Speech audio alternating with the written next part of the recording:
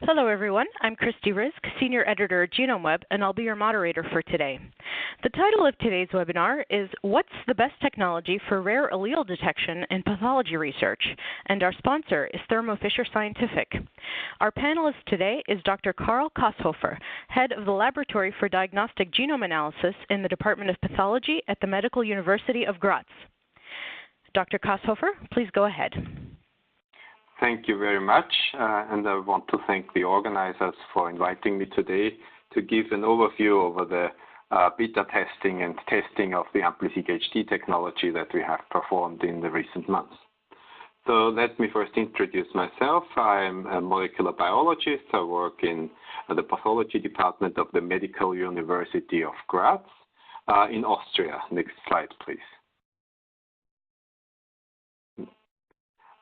Just a few disclosures. I'm a member of the Clinical Oncology Advisory Board of Thermo Fisher, and I occasionally give talks for Bristol Myers and Squibb and for AstraZeneca. And as always, all discussed assays are for research use only and not for use in diagnostic procedures. To give you a bit of context, next slide, please.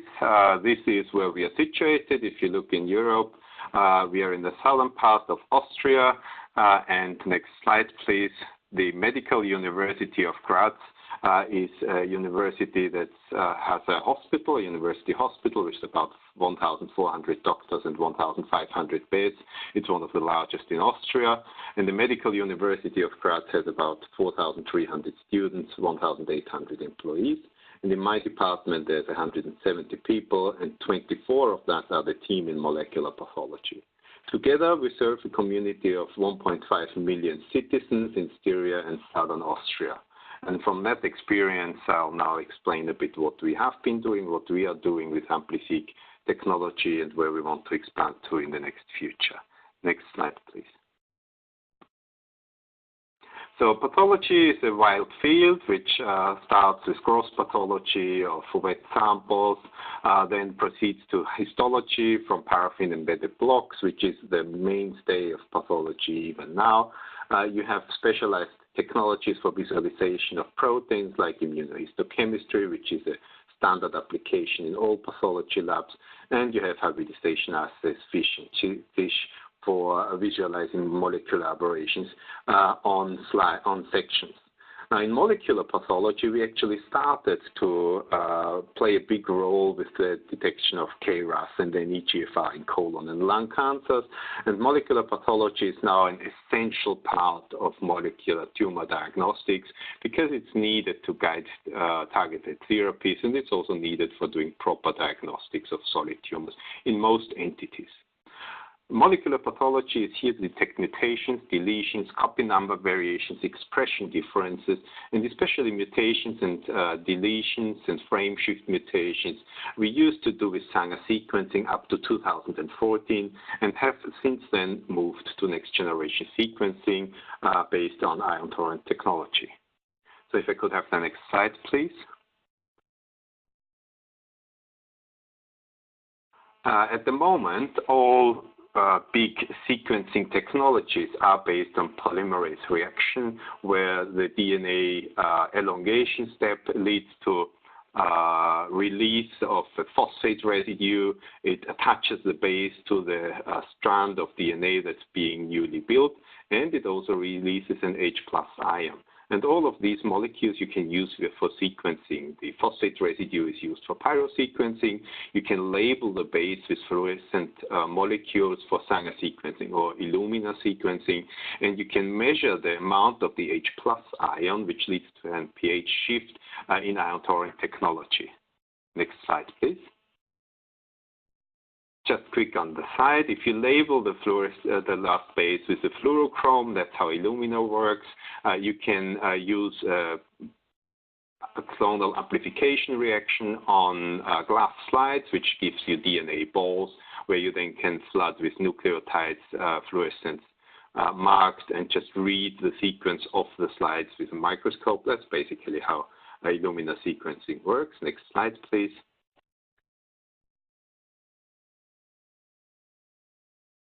And you then just make a picture and assemble the pictures of the consecutive nucleotides built into these DNA balls. Now, Ion Torrent technology, next slide, works different. In Ion Torrent, we don't have a solid phase where we put our DNA on. Next slide, please. What we do is we do an Emulsion PCR where we have ion sphere beads which catch single molecules of our PCR amplified library and then clonally amplify them within a fat micelle in the PCR reaction, and then we break the fat water emulsion and release these beads and then put these beads onto a semiconductor surface. Next slide, please. And the semiconductor surface has wells. The beads fall into these wells, and then we flood the whole chip with a succession of nucleotides, now unlabeled nucleotides, which makes that cheaper. And we measure the pH shift that happens when a nucleotide is built into the expanding DNA strand that's being synthesized by the polymerase on there. And with that, we get a signal in each well where the current nucleotide is being built in, and we measure that signal while the semiconductor beneath it. And with lots of wells, we can thus do millions of sequencing reactions side by side. And this has been working since about 2012. Now, the first step for NGS sequencing is you somehow need to enrich your target. You don't want to do whole genome sequencing. That's too big to be useful for molecular pathology at the moment, although it's making its big inroads in human genetics. But for pathology, where we have where we need very quick answers to acute diagnostic questions, that doesn't make sense. So you need some kind of target enrichment which takes out the sequences that you actually want to analyze. And there's basically two classical ways to do that. Next slide, please.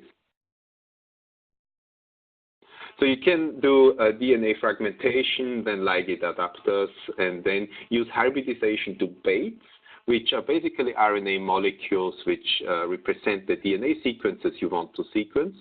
You pull down with these baits and then sequence that. That's targeted sequencing by hybridization.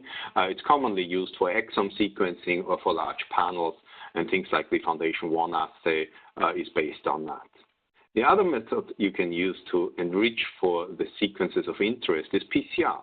And PCR has a few advantages over hybridization, which I'll elaborate later on. And that's the technology we use in pathology, mostly AmpliSeq. We also have some assays with direct fusion primers, and we are now starting using the AmpliSeq HD assay, which I'll also discuss later. In general, PCR is a method of choice if you have smaller gene panels and limited DNA amounts. So next slide, please. So this is an overview of the steps you need to take. On the left side, you have a hybridization approach. In hybridization, you're doing the ligation, then you have washing steps, you then have hybridization heat steps, and then you pull out your hybridized sequences. Then there's usually a PCR amplification at the end, and then you proceed to sequencing. You can see that's quite an elaborate workflow, which though can be automated, but most labs isn't. On the right side, you see PCR. You basically have a set of primers that you use to amplify your sequences. Then you add adapters at the end of the PCR product, and then you can do the sequencing immediately. And multiplex PCR has seen a huge improvement in recent years, especially with AmpliSeq technology. We do have pools which have up to 4,000 amplicons in just one pool, and they work beautifully. Next slide, please.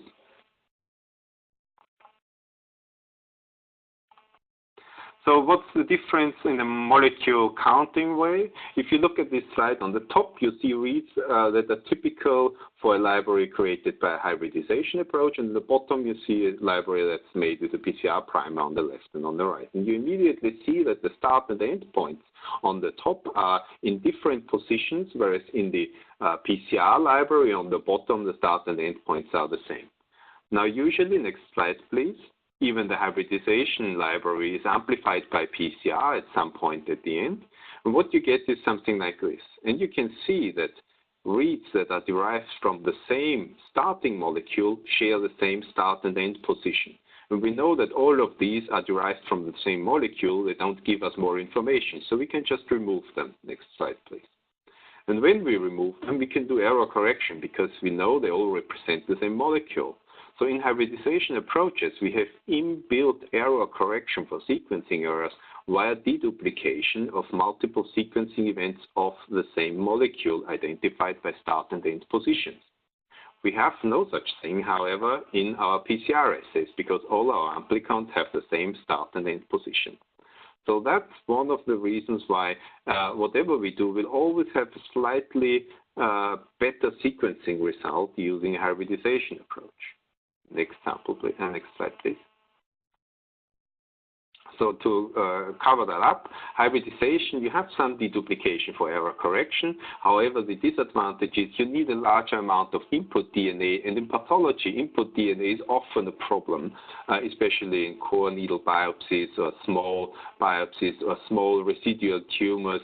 In diagnostic workflows, molecular pathology is always the last department that gets the paraffin block. Usually there was histology done before, immune histochemistry, and then we get the block and there's hardly any tumor left. So we really do want assays that are very stable, even with minute input amounts, and hybridization just doesn't really do that. The protocol is somewhat longer, and you have the cost for baits because these are lost in every library reaction. On the right side, in PCRs, you don't have this advantage of deduplication, but you can use less DNA. And less DNA here really means you can use something like 10 nanogram, which is the standard input, and that just represents about 2,000 cells. However, we have successfully done AmpliSeq PCR from as little as 40 cells from pleura effluent, and that worked beautifully and showed exactly the mutations we could later confirm in the solid tumor. So little DNA is really where PCR excels. It's a very short protocol. Basically, you just do a PCR, and then we have automated library generation on a Hamilton robot. But even if you do it manually, it's just like a 2-hour protocol. There's a few magnetic bead cleanup steps. And surprisingly, the primers are quite cheap. AmpliSeq primers are really competitively priced, and even if you have a panel with several hundred amplicons in there, it wouldn't cost you that much, and you get enough primers for several thousand assays. Next slide, please.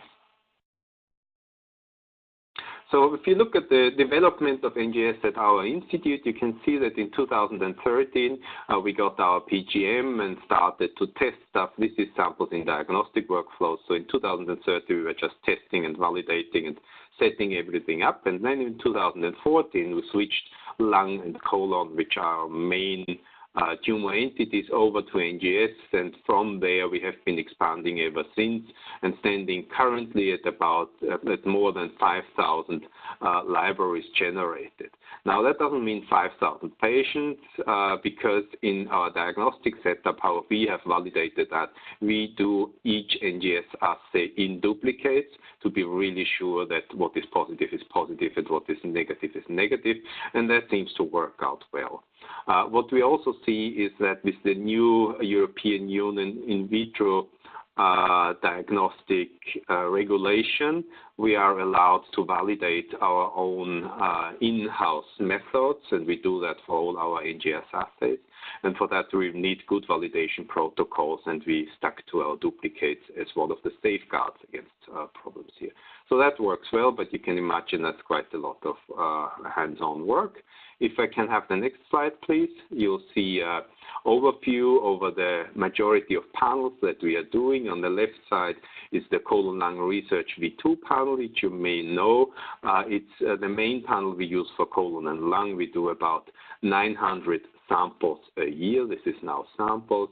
And then we have a big interest in myeloid neoplasias, AMLs, CMLs, and so on. So the second largest part is a custom AmpliSeq panel that we built for myeloid neoplasias. Then we have low-density whole genome sequencing. We use that as a simple method for detection of chromosomal aberrations in ZNS tumors, but also in hematologic disorders. Then there's P53. And then you see that we have an array of different custom AmpliSeq panels that we built and validated over the years in close collaboration between clinicians, pathologists, and our lab. So we really try to make them specific for the needs of our clinicians and pathologists, and we try to update them whenever there's changes in WHO guidelines or when our pathologists come back from the bigger conferences. What you may also see is that we're using some Archer FusionPlex assays. These we use mainly for detecting also de novo fusions in sarcomas and lymphomas. And what you might also notice is an absence of Oncomine panels. That's mainly because we are anyway forced to validate our assays under IVD regulation. So we take the more cost-effective route of custom AmpliSeq panels. Next slide, please. So let's now look at the challenges in sequencing with AmpliSeq technology. The first thing is sequencing noise. We all see that whenever we look into integrated genome viewer, you see misincorporations and you see homopolymers. Homopolymers being the more prominent problem in ion Torrent technology, whereas Illumina has more misincorporation and systemic errors. But it's a general problem. Sequencing will always have a certain level of noise. Then we have the problem of DNA molecule count. So first of all, how much DNA can I extract from my paraffin block? How do I measure my DNA? There's a huge difference between nanodrop and fluorescence-based methodology. And then we see that 1 nanogram of DNA isn't created equal if it's extracted from a very old paraffin block. PCR ability really suffers a lot.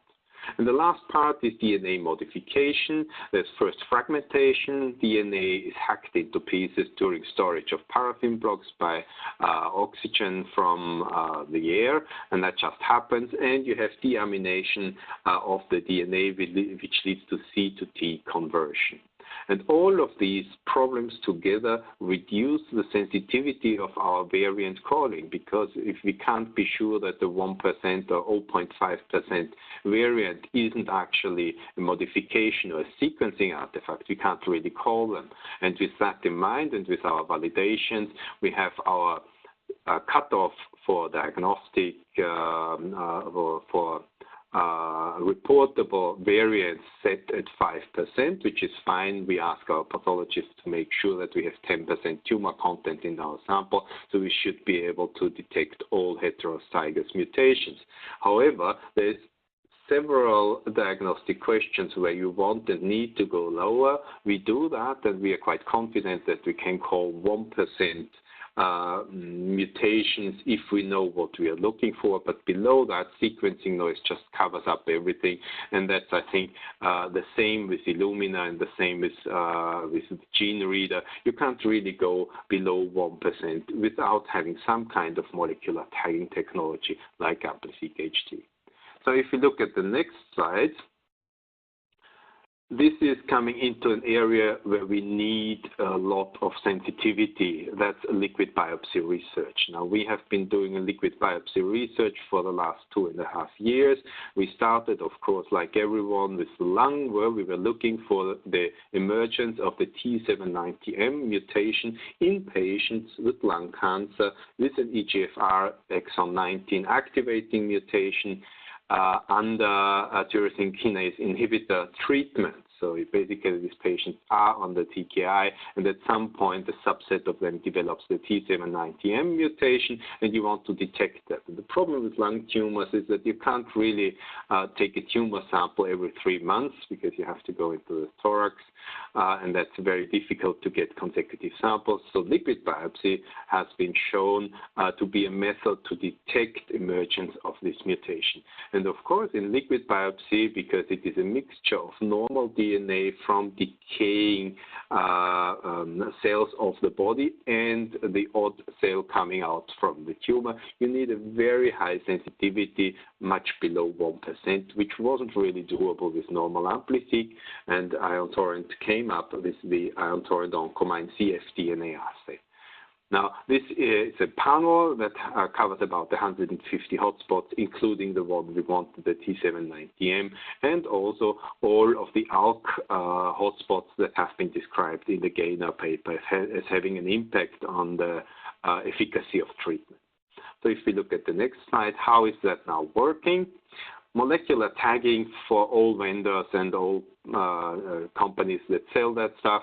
Basically, what you do is you need to individually mark the first molecule of the patient DNA that you are going to analyze. So however often you amplify that, later on you always know that all these sequences belong to one molecule, like in the hybridization deduplication step. So in the PCR cycle 1, what we do is we have a primer that here in orange, red, and green has a molecular tag. Now, that's nothing very special. That's just a fixed nucleotide sequence that is random between the primers. So each primer, even for the same target, has a different sequence there. And this primer is annealed to the DNA, and then polymerase reaction elongates that primer to the end of the DNA molecule that we looked at. Next slide, please. Then we have a second PCR cycle, and in that cycle we have the reverse primer. The reverse primer again carries a molecular tag and makes a PCR reaction that leads to a double-stranded molecule, and the molecule which incorporates the primer of the second round now has a molecular tag on the left and on the right side and covers the whole target region. Now, after this second PCR step, what we do is we stop the PCR reaction, we clean up the now complete PCR products, we remove all the original DNA and all the primers, and next slide, please. Re-amplify these molecules now with primers sitting outside of the target region. That means amplification should be now very linear for all the different molecules that we have amplified. Next slide, please. And what we do is we amplify these, and then this amplified library is sequenced. And in the end, what we do is we take all our sequences and we put the ones that have the same molecular tag on the left and on the right into a basket. And then we analyze the insert sequence of the basket. And on the left side, you can see that all the molecules of the basket have the same mutation. So we would actually believe that because we have sequenced the molecule several times, and we always see the same thing in there. The family has one mutation at this point. On the right side, you see also several sequencing reactions, but they show different mutations. But now we know that because they are all derived from one molecule, that isn't physically possible. So we are looking at sequencing artifacts, and we can just remove these, and the molecule on the right side is actually a wild-type molecule. So with that, we can go to the next step. Next slide, please. We can read the real variant present if it's in the majority of the family members, whereas sequencing noise is scattered and can be removed. Next slide, please. So what we did when we started Oncomine, we did an analysis of commercially available horizon samples, which give you mutations, several mutations in one sample down to 0.1% mutated allele frequency. And what you see on the left side is the analysis of an Oncomine cfDNA sequencing run disregarding the molecular barcode. So we just did like it was a normal AmpliSeq assay and looked at what variants do we see, and you can see on the left side of that plot that in 0.1% mutated allele fraction samples, we detect the mutation, all 8 mutations in the sample. But what you see, the wild type sample also shows us the same mutation at similar allele frequencies, so we cannot really do a variant call from that data because we cannot distinguish wild type from 0.1% mutated. Now we reanalyzed the same data using the molecular barcodes, i.e. doing the molecular deduplication and only looking at the molecular coverage, which you see in the spreadsheet on top. So we had a coverage of like 45,000 up to 60,000 reads, which only represented like 3,000 molecular families. And if we deduplicate to that, next slide please, then you see that in 0.1% we still detect our variants, but what is the impressive thing is in our wild type sample we do not have a single false positive call. And that now really increases sensitivity of the assay because background noise is basically gone, and we can be sure what we find is actually there down to 0.1% allele fraction, and that is 1 in 1,000 molecules. What I also want to draw the attention to here is that we use 16 nanograms of DNA for that assay. That's about 3,600 cells, and that's about 7,200 copies if that horizon sample is actually real normal cell DNA, which we are not sure of. But anyway, if you think about 7,200 copies being incorporated into that DNA tube, into that PCR tube, at the end we had a molecular coverage of about 3,000 families. So we have actually analyzed about 40% of the molecules that were in the tube, and that's a really, really good percentage. We've compared that to assays of 2 other vendors, and they were usually below 10% of the molecules analyzed. So AmpliSeq Oncomine cfDNA assays are very efficient in molecule usage and make a very good use of the limited DNA that you actually have in your tube. Next slide, please. So with that, we were very happy and went into several research projects looking at different mutations emerging in patients treated after primaries with EGFR mutations or with ALK translocations, and we've published that, and that is looking very good. Although we have to admit that we don't find the high amount of T790M positive recurring lung tumors that was reported in the literature, but I think that was a bit overestimated in the beginning. I'll show that later on. So what we see is we have enhanced specificity by lowering the detection limit. There is not an enhanced sensitivity per se because you're still looking at the same amount of molecule. And what you need to be clear is that you still need enough DNA. So if you only have very, very limited DNA, there isn't many copies, but you'll still get better sensitivity with an Oncomine molecular tagging assay because you can be sure that you have analyzed 300 molecules and not only 3. So next slide, please. So this is, you can actually calculate that. So if you put in 1 nanogram of DNA from the amount of molecules, you get the maximum limit of detection of 0.6%. And if you put in 20 nanograms, you get 0.1%. Mind you, that is without any changes in the PCR ability of the DNA. So here we are looking at 20 nanograms of well-preserved, good DNA. If that is a 20-year-old paraffin block, things look slightly different. Next slide, please.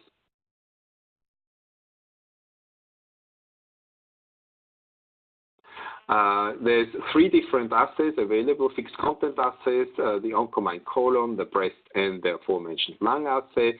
We have them all in stock. However, the lung assay is the one that is most requested and is the one that's actually being used in clinics to monitor patients. Next slide, please.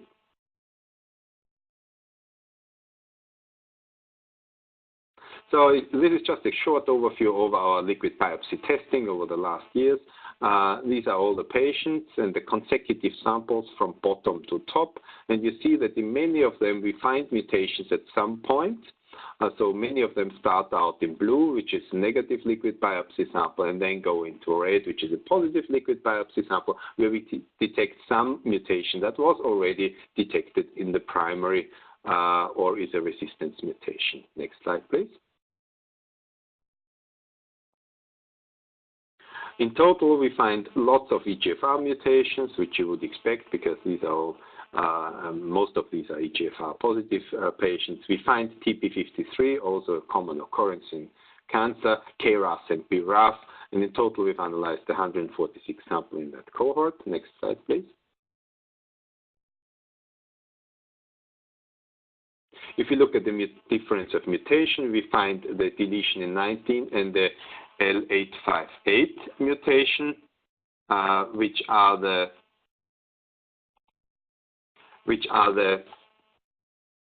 most important activating mutations for EGFR, and we find the T790M mutation as the most important resistance mutation. Next slide, please.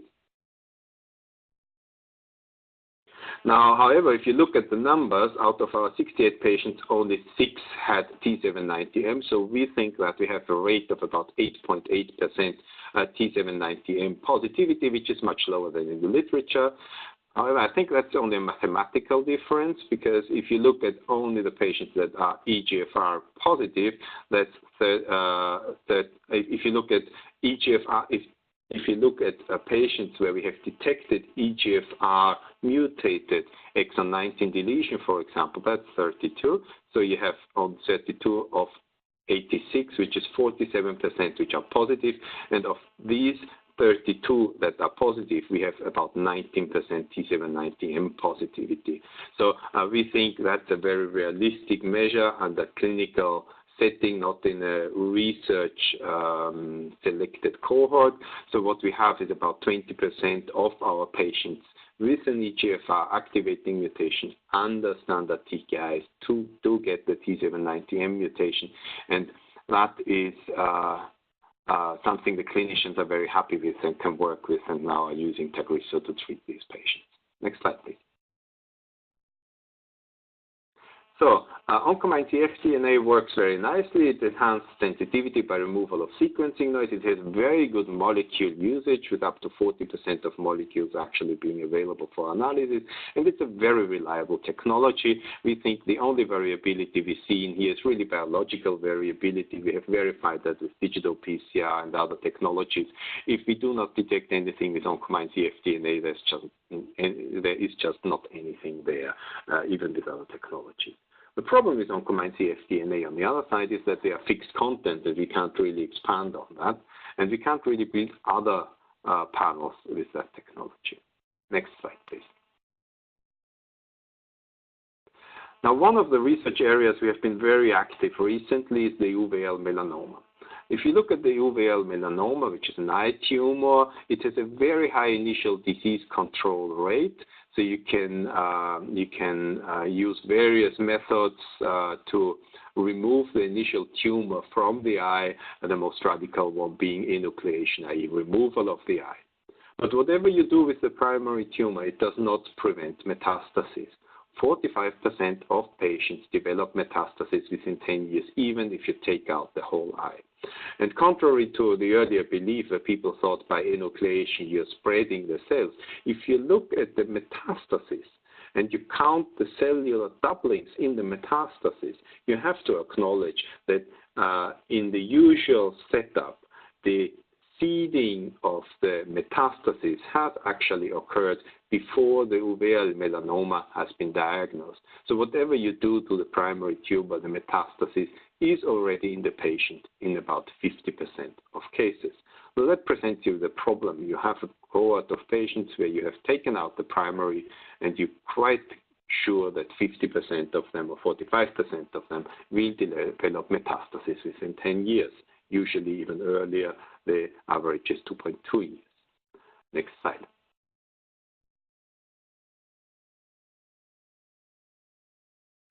If you look at the mutation spectrum, that is very limited in uveal melanoma. Most uveal melanomas, or actually all uveal melanomas, have GNA11 mutation. And that's a situation where we thought, that's nice.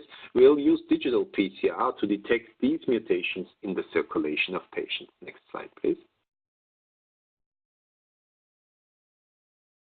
So digital PCR is a methodology which has emerged in the last years. If you don't know it, it basically uses a dilution approach and endpoint PCR with fluorescent labels. So the questions we asked is, the metastatic clone has already seeded at the diagnosis of the primary tumor. So once the primary tumor is removed, can we still detect it mutated in the DNA in the circulation of patients? And is it that patients that later get metastasis? So we collected liquid biopsy samples from these patients after obtaining informed consent, and we used assays specifically for the GNAQ and GNA11 mutations present in basically all of these patients. Next slide, please.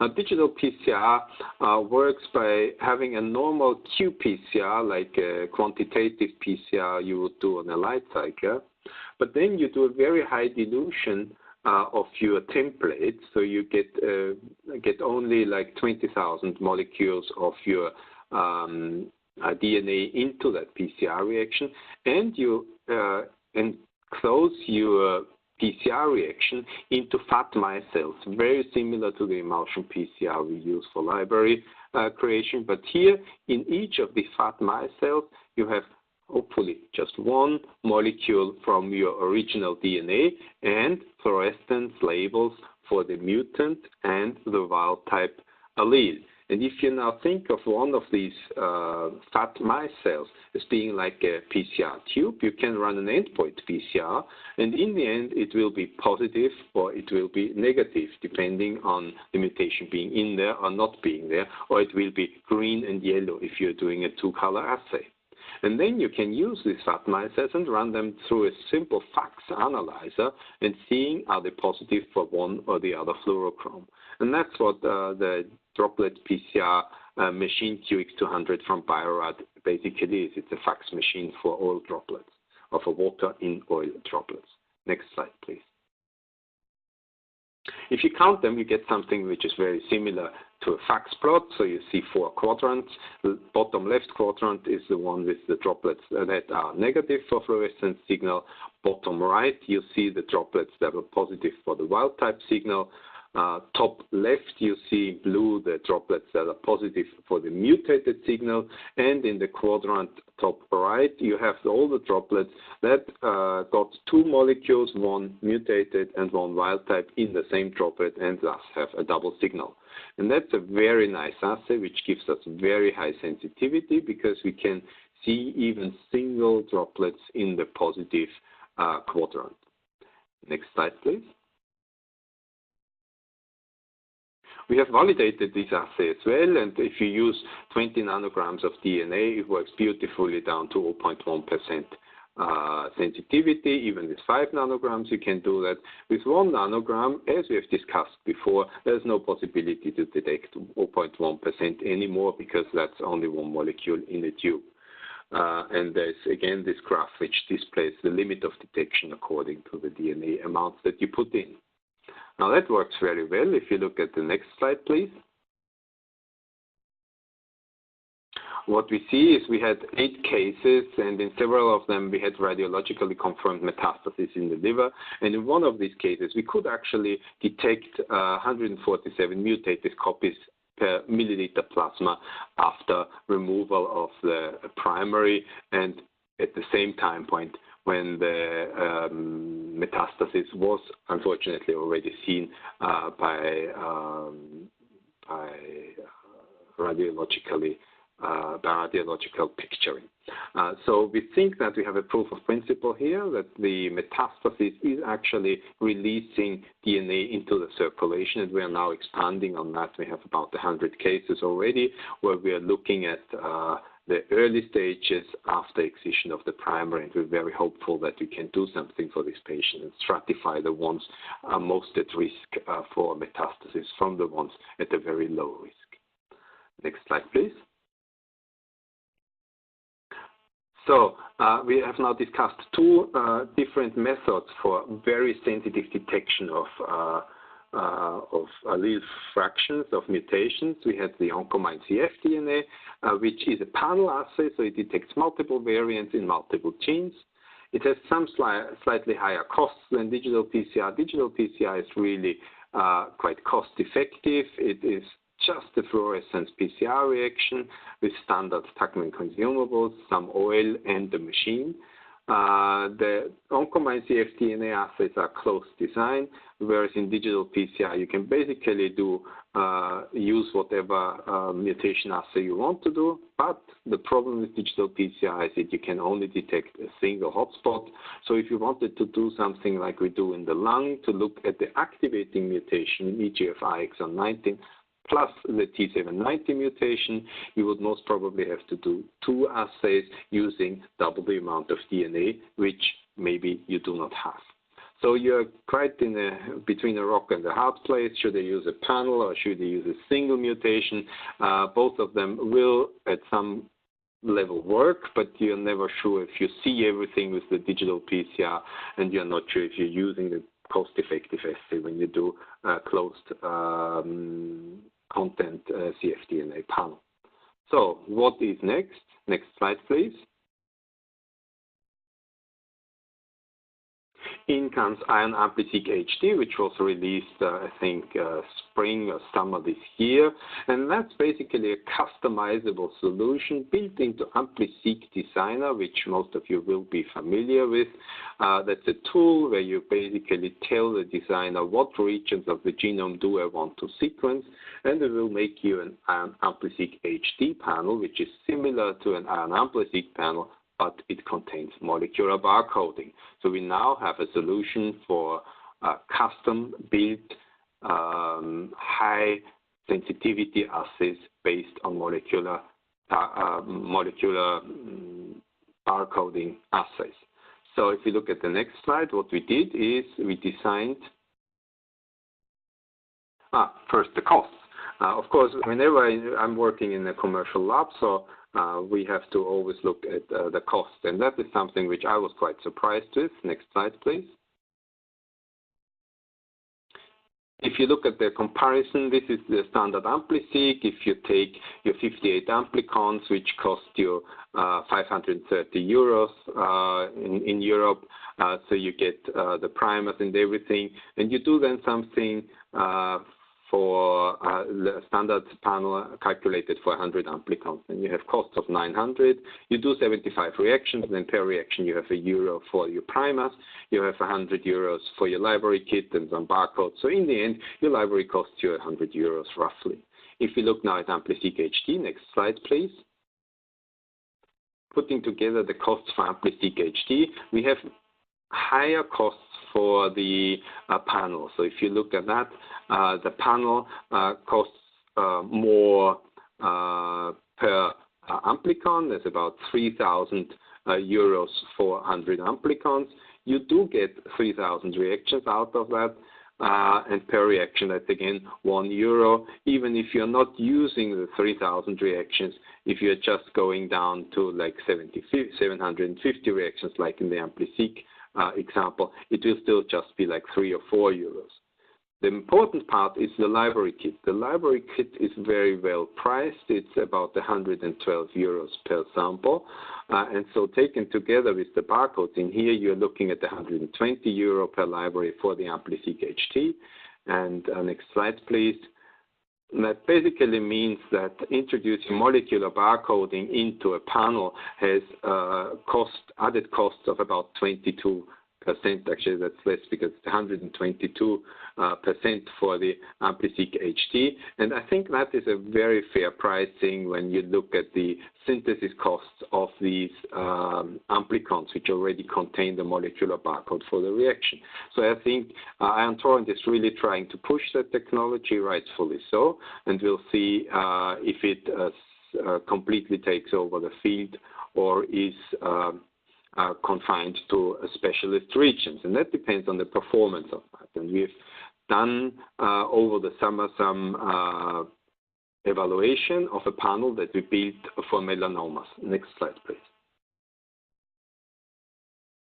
So if you look at the technologies, we have AmpliSeq normal panels at the left, which work basically by having primers with a uracil in there, which is then cut by a UDG, and then adapters are ligated there. You do 24 cycles, you have no molecular barcoding. The Oncomine cfDNA assays have 2 cycles in the first step with primers containing tags. Then you purify and amplify with the outer. Sorry, go back, please. 17 cycles for amplification of the library. And now in AmpliSeq HD, we interestingly have 3 cycles in the first step. So I think we are balancing here output versus binding of the primers. And then we have some proprietary technology that ligates the adapters on there. And as I'll show later on, they have very high efficiency, these primers. So I'm pretty sure they must have done something like log nucleic acids or stem loop designs on these primers. It's not, I think, as simple as just adding the nucleotide, because it works actually very well. So if we go to the next slide, please. What we did is that we built a primer panel for our Uveal Melanoma question, which contains CNAQ, CNA11, IFAX, SS3B1, PLCB4, CysLTR, P10, and KIT. In total, it's 95 amplicons, which is quite big, because we even forced the white glove guys to include BAP1 full coding, because that you need in the diagnosis of uveal melanoma. So this is really a research assay, which incorporates, as you can see, very short amplicons of about 50 nucleotides length, but due to us requesting BAP1 full coding, also longer amplicons with 100 and 120 nucleotides. In total, the amplicons synthesized okay, and we got them during summer and started testing from there. Next slide, please. So the first thing we looked at, an FFPE block from a cutaneous melanoma. It was NRAS mutated, 60% tumor cell content, 5 years old. Now, in molecular diagnostics, you usually do not have old paraffin blocks, because tumors are cut out and are analyzed immediately, or at least within a reasonable time frame. So the usual samples we get aren't older than a year. Still, we thought, let's start with something that's a bit older, so we already have a little bit of challenge in here. So it's a 5-year-old block. Next slide, please. And if you look at the distribution of reads over the different sequences on the top, you see that we get very even coverage. And if you look at the length of the amplicons that we have obtained, you see that we have a peak at about 20 nucleotides. That's most probably primer dimer. Then you see that we have a peak at about 85 to 100, and that's the shorter amplicons. And then we have longer amplicons higher up to 150.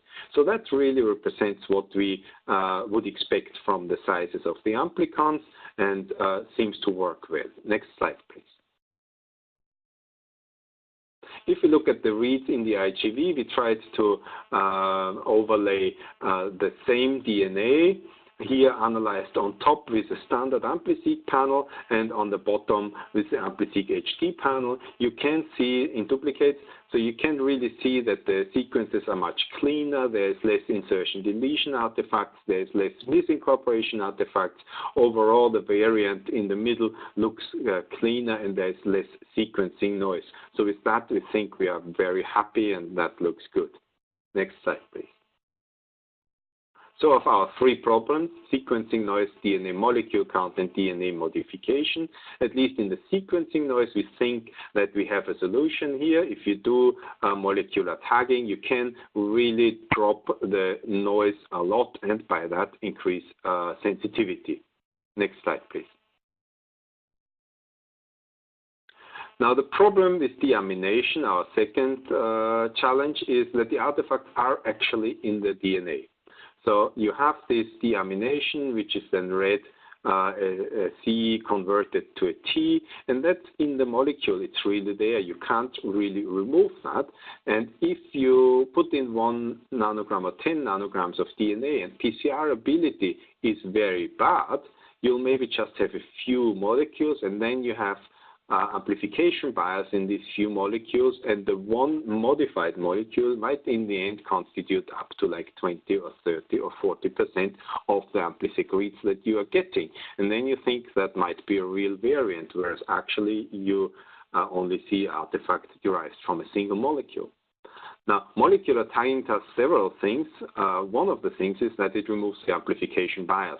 So by removing, by collapsing all sequences that belong to one molecule, you'll see that it is only one molecule that carries the modification.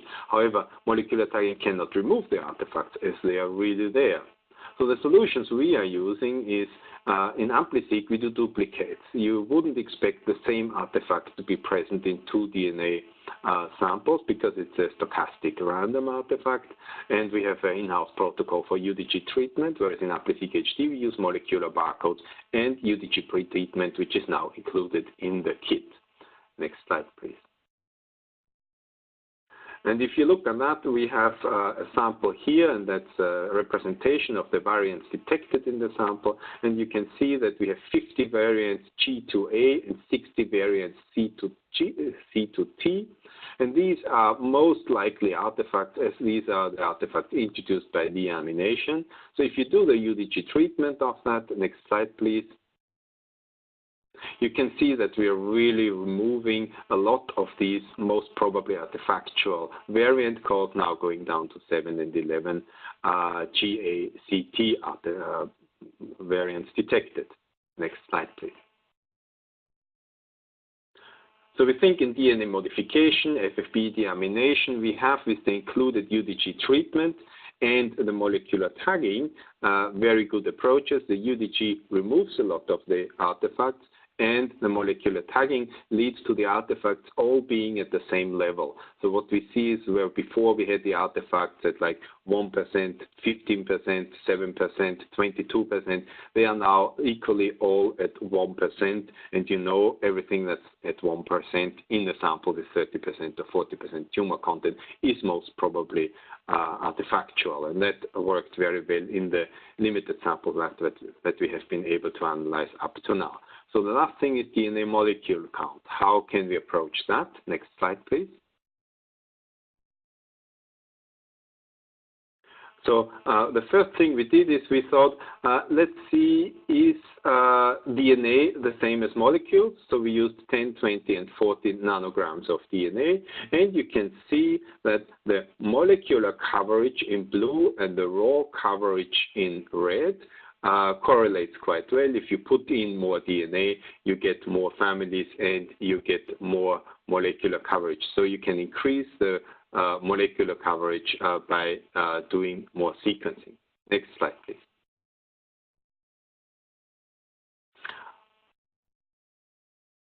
If you do the UDG treatment, we usually have the fear that we are removing a lot of our molecules. So if you use 10 nanograms with UNG treatment, 20 nanograms and 40 nanograms with UNG treatment, sorry for the lower sequencing depth in the last sample here, you can see that UDG treatment doesn't really remove DNA. It works very well. It seems to only be very specific for the mutated nucleotides and not generally degrade your DNA. Next sample, please. Next slide, please.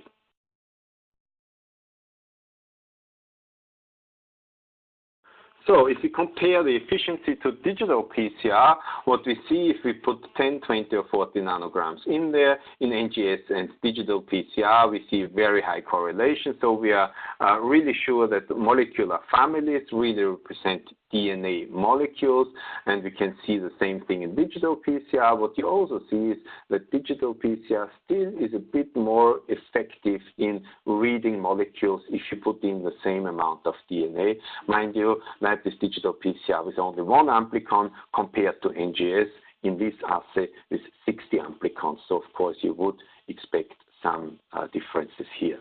Next slide, please. So we think in the DNA molecule count, if you put in nanograms, you get families similar to digital PCR. That also seems to work very well. Next slide, please. So is everything golden? At that point, we thought that looks really good. Now let's up the ante even a bit more. Can we see things where we cannot find a solution? Next slide, please. And one of them, next slide, please. One of them is blockage. We are a department that is involved in lots and lots of research projects. We have a large biobank which has paraffin blocks dating back to the 80s and 70s of the last century. So if you look at old samples, this is mostly in a research context, but we have these samples and we want to analyze them. And what we did is we took paraffin blocks 5-year-old, 13-year-old, 18-year-old, and 30-year-old. And what you see is that by 18 and 30 years, we start to lose amplicons. So in the coverage graph, you see that some of these amplicons really do not amplify anymore. Next slide, please. And what we had to realize is that this is just the long amplicons. So while the short ones still amplify fine, even in very, very old paraffin blocks, the long ones do not amplify at all and don't work anymore. And that's just something we have to acknowledge. You know, if the block has been lying around for like 30 years, it's just not possible to get longer amplicons than 40 or 60 bases anymore. Next slide, please. So this is also represented here. What you see is that two of the samples, the younger ones, give nice read counts and family counts over the whole region of amplicons, whereas in the two very old ones, we do not get amplification anymore. Next one, please. What you can see here, this is now molecular families. We looked at the number of molecular families we are getting from these libraries, and we sequenced them to roughly equal depths. And we noticed that in the older ones, we are not seeing molecular families anymore. So where we have like 600 and 800 average molecular families in the younger blocks, in the older ones, we don't see that. And that's not explainable by dropouts of the longer amplicons, because we had a large amount of reads from the shorter amplicons. So we wondered, where can that come from, that we suddenly don't see a high number of families anymore, which, by the way, is something we would have suspected, because when we look at the artifacts that we see in very old paraffin blocks, they get up to very high allele frequencies. So we had a suspicion that we wouldn't actually be analyzing several thousand molecules in a very old block, and that seems to confirm it. So if you look at the next slide, please. We confirmed that with digital PCR. We thought, let's see if digital PCR can be a solution to that. And you see that we have the same problem here. In the 18 and 30-year-old samples, we get a massive reduction in the molecules that we are seeing. Next slide, please.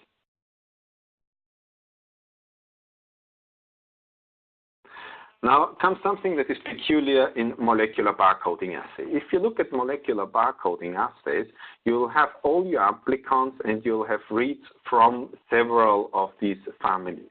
And to allow for error correction, what you need to do is you need to have at least 3 reads in a family to be able to determine which is actually the right sequence and which is the artifact in that sequence.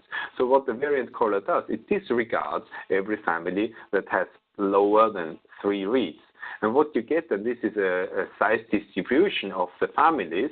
In here, you can see that in a good sample, we have a distribution that shows us a peak of families at around 20, 30 reads per family, with several families going up to 200 and 300 reads. And then you see a cutoff on the left where we have families with 2 or 1 reads. This will not be used by the variant caller. Now, that being a good library, how does a bad one look like? Next slide, please. Next slide, please.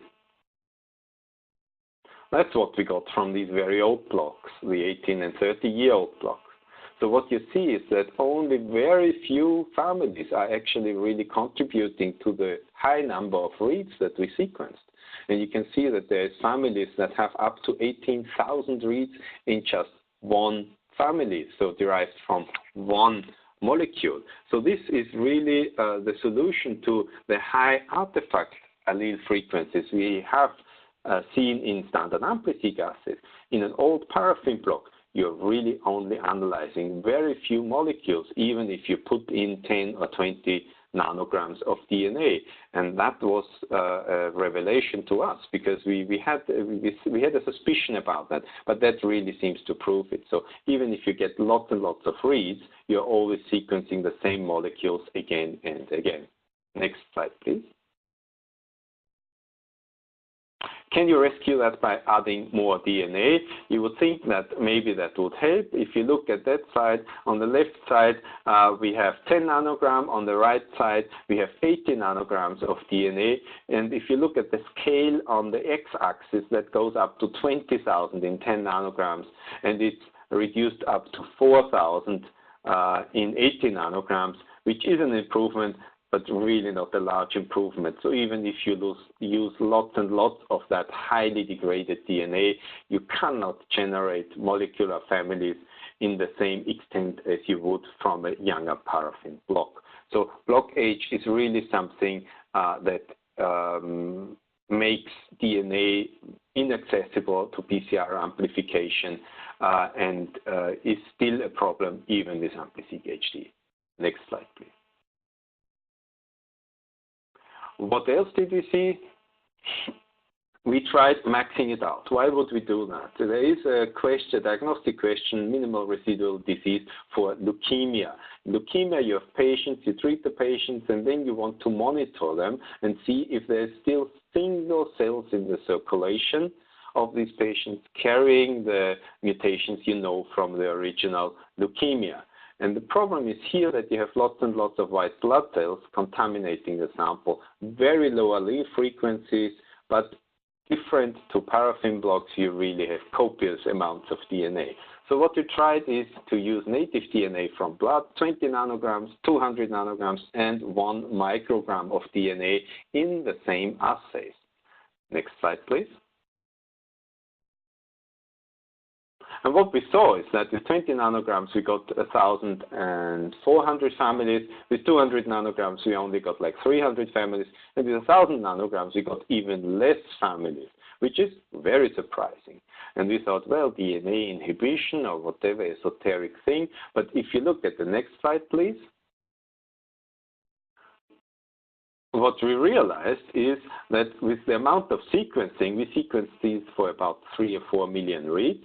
You just do not get enough reads in the families to have them counted by the variant caller. If you look from left to right, that's 10, 100, and 1,000. You can see that in the 1,000 nanogram sample, we only have families of size 4 and 5 and 6. So all the other ones just were only single molecule sequenced from a family and thus couldn't be included in the count by the variant caller. So the problem that we are seeing is that if you have lots of input DNA molecules, you need to sequence a lot of your library to get family sizes that are useful. The spreadsheet down there shows that if you have 20, 200, or 1,000 nanograms, and you multiply by the amplicons, you get the family size of 1.97. If you do the 4 million reads that we used here, you get the family size of 0.2 and 0.04 if you use even more DNA. So the amount of sequencing is strongly dependent on the amount of molecules you put into your PCR. Next slide, please. And that leads to a big problem. Because if you think at liquid biopsy assays as large liquid biopsy assays, as something like covering hundreds of amplicons, you're going to run into a problem. If you look at the nanograms, 20, 200, and 1,000, and the family size at 3 million, I thought, well, if you want an average family size of 6, that's the second column at the end, to get high sensitivity, how many reads do we need to sequence? And you see that with 20 nanograms, you need to sequence 9 million reads, which will give you a family size of 6, an average family size of 6, which is still very low. You lose many of these families due to not having enough. If you do more DNA, you already need 90 million reads to analyze that library, and if you do 1,000 nanograms of DNA, you'll use 456 million reads just to get the family size of 6 and make that sample analyzable. So here the problem is really that you need a lot of sequencing. And of course, the amount of sequencing is also very much dependent on the amount of amplicons. The last line down there contains 1,000 nanograms of DNA with just one amplicon. So if you put only one amplicon in and 4 million reads, then you get a family size of 4.8. So it should actually be able to analyze a single amplicon in a microgram of DNA. But what that tells us is that if you look at the bottom, that if we increase the amplicons, like 1, 5, 10, 15, or 20 amplicons, we'll multiply in a linear way the amount of sequencing we need to analyze that library. And that tells us that if you want untargeted molecular barcoding assay for liquid biopsies, we will have to do a lot of sequencing, and most of the sequencing will be wasted because it won't contain the mutations that we're actually looking for. And I think that is a problem for companies pushing very large panels like the Roche liquid biopsy Arminio stuff. They need to do a lot of sequencing to get sensitivity enough to detect variants, and thus they will be quite expensive just from the facts that you can see here. So panel size is important, and I think if you have a lot of DNA, MRD with NGS will be tricky in a panel approach. Next slide, please. So to sum it up, I think that Ion AmpliSeq HD works very well. We have seen that in our normal samples, it's really an improvement on normal AmpliSeq and improves your variant calling and might even make it possible for us to remove the duplicate analysis that we are doing with AmpliSeq. It has very high sensitivity, up to 0.1% allele frequency. It's less sequencing, noise, better variant calling. It seems to be quite well priced, it's cost effective, and the big bonus, of course, is that it's custom designable. Now, what do we want to do with it? For liquid biopsy assays, I think I'll assemble panels, order them as panels, and ask for the 384 well that is used for making the panels. So I have the possibility to do an initial screening with the whole panel and a lot of sequencing to find variants that I want to track. And then in the subsequent liquid biopsy samples from the same patient, I'll then use the single amplicons from the 384 well plate and only monitor the one amplicon where I know I'll find the variant of the patient, and that will make a subsequent analysis much cheaper. For FFPE, we are very happy with the reduction of artifacts. You have to be careful in amplicon design. Amplicon length is susceptible to block age, and we do not think it is really a solution for very, very old paraffin blocks, like 20 or 30 years old. These still are a challenge, even with most up-to-date technologies. So from me, next slide, please. AmpliSeq HD gets a thumbs up, and we are now trying to move some of our assays to AmpliSeq HD. Basically, everything we design new, we think about using AmpliSeq HD if it's possible to get all the regions covered that we want for the design. And with that, I want to conclude with my last slide, showing just the core team that works in the research and development department of my lab. And I want to thank Gerald Höfler, our department head, all the DGA lab members, our molecular diagnostics team, which is the other 20 people, and all colleagues at the Institute. And if you have any questions or want to follow up with me, there is my email address and my phone number here in Austria. And with that, I want to hand back to the presenters, and I'm happy to take some questions if we still have time. Thank you, Dr. Kashofer.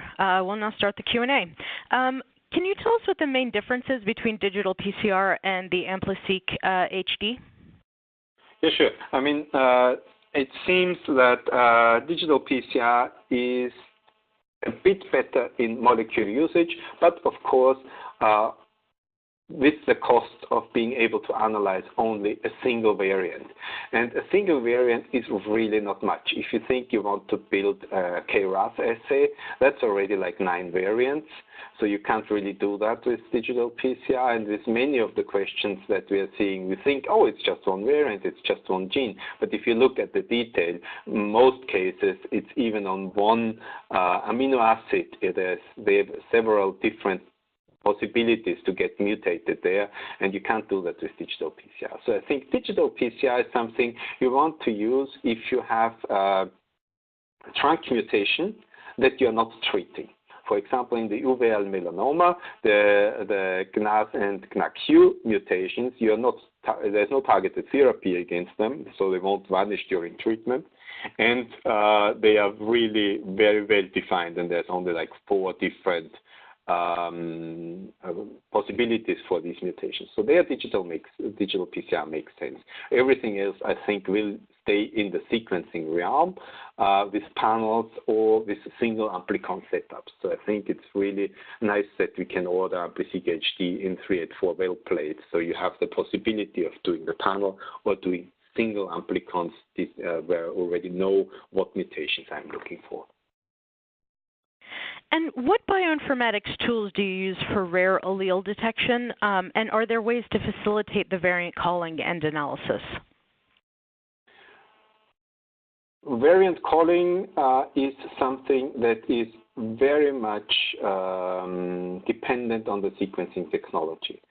This is because the companies that make the sequencer know best about the systemic errors and about the problems of their sequencing platform and can modify or optimize their variant caller to remove these artifacts.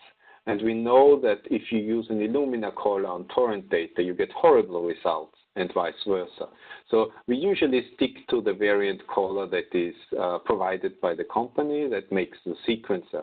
And especially with Ion Torrent, we are very happy that we are distributing the Torrent variant caller under an open source license. So we download that from GitHub and run it on our Linux cluster.